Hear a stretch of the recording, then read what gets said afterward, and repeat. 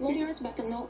Sorry, so no you're decision suggesting has been made yet. Okay, no decision has been made, but you're recommending or suggesting to George that he should vacate that plea, the guilty plea. Yes, and the main reason why I did it is because, first of all, today we have access to new evidences that made this made the same state of offense quite incoherent, which is the reason for George to lie to the FBI when we know that Mifsud played no role in the Russia scheme. Simone, are you denying that George lied to the FBI, or are you aware that he lied? I'm just trying to give my legal assessment.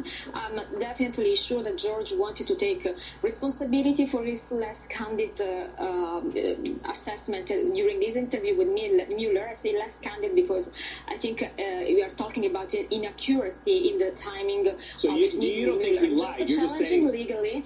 I'm just saying that it's probably considered an American law a lie, but I would never accept the plea agreement myself under this condition, and given the evidences. But he wanted to take.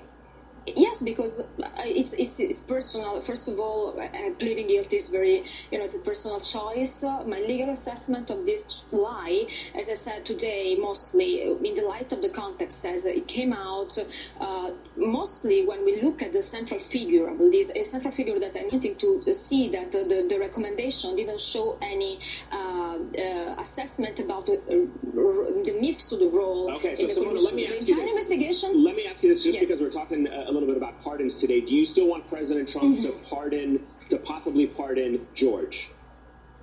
I think it's the only. It's one that deserves the pardon above any other in a Trump campaign advisor. First of all, he's not involved with any financial crimes. His responsibility is limited to, as I said, the. So this was a lie that was extremely material, that had a huge impact on the FBI's investigation, a negative impact. What does George Papadopoulos gain by withdrawing his deal from cooperating with Mueller? Is there anything? Well, first of all, the odds of him being able to withdraw it are about zero. It's almost extremely difficult to do it. It's not a unilateral decision. It's not up to him, right? No, of course not. Of course not. He has to have it's a heavy burden to me to do that. But if he were to be successful, what that would mean is the government could then turn around and prosecute him for the crime of lying to an FBI agent, or even worse, obstruction of justice. The crime of lying to the FBI agent carries 5 years. So right now, he's limited to 6 months that he could be sentenced to in prison. If he suddenly lost this deal, he could wind up in jail for 10 years for obstruction of justice. All right, Nick Ackerman, thank you, as always, for breaking it down for us. Appreciate the legal insights. Of course, we'll be right back. Stay with us.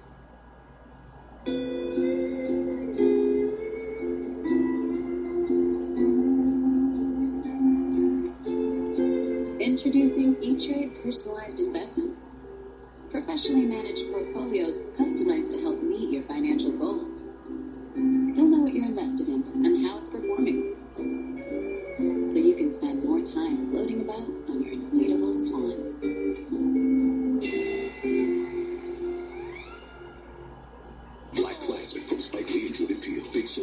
True story. You have to see to believe. A black man undercover in the Ku Klux Klan. I say that's mission impossible. The New York Times hails. It's a stunning tour de force. It's furious, funny, and brilliant. It's the movie of the year. Black Klansman, a Spike Lee joint. Rated R. I'm a fighter. Always have been. When I found out I had age-related macular degeneration, AMD, I wanted to fight back. My doctor and I came up with a plan. It includes PreserVision. Only PreserVision AREDS 2 has the exact nutrient formula recommended by the National Eye Institute to help reduce the risk of progression of moderate to advanced AMD. That's why I fight. Because it's my vision, PreserVision. Also in a great-tasting chewable. Heartburn and gas? Now fight both fast. New Tums Chewy Bites with Gas Relief. All-in-one relief of heartburn and gas. New Tums Chewy Bites with Gas Relief. Dear great-great-grandfather, You made moonshine in a backwoods still, smuggled booze, and dodged the law. Even when they brought you in, they could never hold you down. When I built my family tree and found you, I found my sense of adventure. I set off on a new life 1,000,000 miles away. I'm Heidi Schwanier, and this is my ancestry story. Now, with over 10 billion historical records, discover your story. Get started for free at Ancestry.com. This is not a video game. This is not a screensaver. This is the destruction of a cancer cell by the body's own immune system, thanks to medicine that didn't exist until now. And today, can save your life.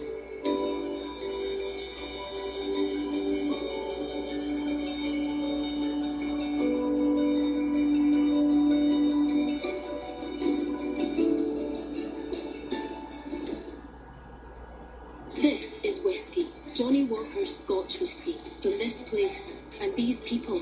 Aye, Scotch makers, creating the bold and complex flavour of Johnny Walker Black Label. Step right up. I've been friends with Brett Kavanaugh for 35 years. Never thought about doing a TV commercial. I'm not involved in politics. I'm a teacher. I'm a coach. I believe that we need to have bright, curious, open-minded, thoughtful, empathetic people who are judges. And I trust that Brett is that person. He's dedicated to his work. He's dedicated to his family. He's of the highest integrity as a person. And I believe that he would be a great Supreme Court justice. Okay, we need to get all your school supplies today. School, grade, done. Done. Hit the snooze button and get low prices on school supplies all summer long. Like these for only $2 or less at Office Depot Office Max. The summer of Jeep. Time to get out there in the redesigned Jeep Cherokee. Or the Jeep Compass. Mike said, "Hey guys, almost breakfast to point." With legendary capability and the ultimate in-car experience, who knows where the adventure will take you. Connect with great deals during the Jeep Labor Day. Fall Guy, which gets us to the president's predicament this Thursday evening. The poet John Donne once wrote, "No man is an island, no man except increasingly now President Donald Trump. The acceleration of his own legal exposure is leaving him isolated. His former campaign chair, Paul Manafort, is now convicted of financial crimes. His former fixer lawyer, Michael Cohen, has pled guilty to tax fraud and campaign finance violations, which he says were directed by the president himself. And now it would appear the waters around Trump's island are rising fast. That sentiment is evident in the new cover of Time magazine, just out, showing the Oval Office submerged. Look at it there, reading simply, "In deep." As Trump struggles to stay afloat, the New York Times reports today that people who have known Mr. Trump for years pointed out that he has never been as cornered or as isolated as he is right now, and that he is at the most volatile when he feels backed against the wall. Well, that volatility was clear in the message Trump tweeted just after 1 o'clock this morning, writing in capital letters, "No collusion, rigged witch hunt." It was also evident in his first television interview since two of his close associates became convicted felons. He attacked the plea deal Cohen reached with federal prosecutors. This whole thing about flipping, they call it. I know all about flipping for 30, 40 years. I've been watching flippers. It almost ought to be outlawed. It's not fair. If you can say something bad about Donald Trump and you'll go down to 2 years or 3 years, which is the deal he made, in all fairness to him, most people are going to do that. And I've seen it many times. I've had many friends involved in this stuff. It's called flipping, and it almost ought to be illegal. Well, Trump also denied Cohen's claim that he directed 2 hush money payments. Trump said they didn't come from his campaign, while seemingly confessing to a campaign violation in the process. Did you know about the payments? Later on, I knew. Later on. But you have to understand, Ainsley, what he did, and they weren't taken out of campaign finance. That's a big thing. That's a much bigger thing. Did they come out of the campaign? They didn't come out of the campaign. They came from me, and I tweeted about it. You know, I don't know if you know, but I tweeted about the payments. But they didn't come out of campaign. Well, Trump also returned to his longtime punching bag, Attorney General Jeff Sessions. I put an attorney general that never took control of the Justice Department, Jeff Sessions. Never took control of the Justice Department. Even my enemies say that Jeff Sessions should have told you that he was going to recuse himself, and then you wouldn't have put him in. He took the job, and then he said, I'm going to recuse myself. I said, what kind of a man is this? And by the way, he was on the campaign. You know, the only reason I gave him the job because I felt loyalty. For more, I'm joined by Connecticut Democratic Senator Richard Blumenthal, Peter Baker, Chief White House Correspondent for the New York Times, and Zerlina Maxwell, who's Director of the Progressive Programming for SiriusXM Radio. Let me start with Peter Baker about the president's mindset right now. What is your reporting about? He's up at 1 o'clock in the morning tweeting in capital letters all this stuff. It seems to me odd that for any grown-up, I mean, he's in his 70s, he's up at 1 o'clock in the morning out there tweeting in capital letters. To whom? Who's he talking to, and why at that time of the morning? Yeah, no, it absolutely. It sort of evokes the memories of Nixon during Watergate talking to the paintings, right? You know, a president sort of caught alone in his house late at night, stewing over the troubles that are have beset him, wondering what way out. You know, and it's very evocative, and it does suggest somebody who is stewing in very the best people around him. And you know, so far we've seen 7, I think, convictions and guilty pleas so far among people who were pretty important to him. Michael Cohen was not just sort of a random person plucked off the street, not a coffee boy as they dismissed George Papadopoulos. This is somebody who worked with him for years. Paul Manafort was put in charge of his campaign. Michael Flynn was his national security advisor. These are really important figures in him. Now, do they, implicate him, the president, directly in something? Michael Cohen does. Most of the rest don't. But we don't know what Robert Mueller knows, and that's the really interesting thing. We heard today that David Pecker, the head of the American media, conglomerate that owns the National Enquirer, is now cooperating, has an immunity deal with the prosecutors. That's part of the, scheme that had been put in place to kill stories about women who were claiming affairs with the president before the election. So the prosecutors now have testimony, presumably from him, about how that worked. So the president's, sitting there up at 1 o'clock in the morning, watching all of these pieces fall in the wall that he had surrounded himself with. And at 1 o'clock in the morning, he's still cursing Jeff Sessions, the AG, who doesn't play ball with him. Anyway, Sessions pushed back today on the president's latest attacks on him, among them that he didn't take control of the Justice Department. Sessions wrote, I took control of the Department of Justice the day I was sworn in, which is why we have had an unprecedented success in effectuating the president's agenda. While I am Attorney General, the actions of the Department of Justice will not be improperly influenced by political considerations. But South Carolina Senator Lindsey Graham told reporters today he expects Trump will fire Sessions after this fall's midterm elections. Let's watch this.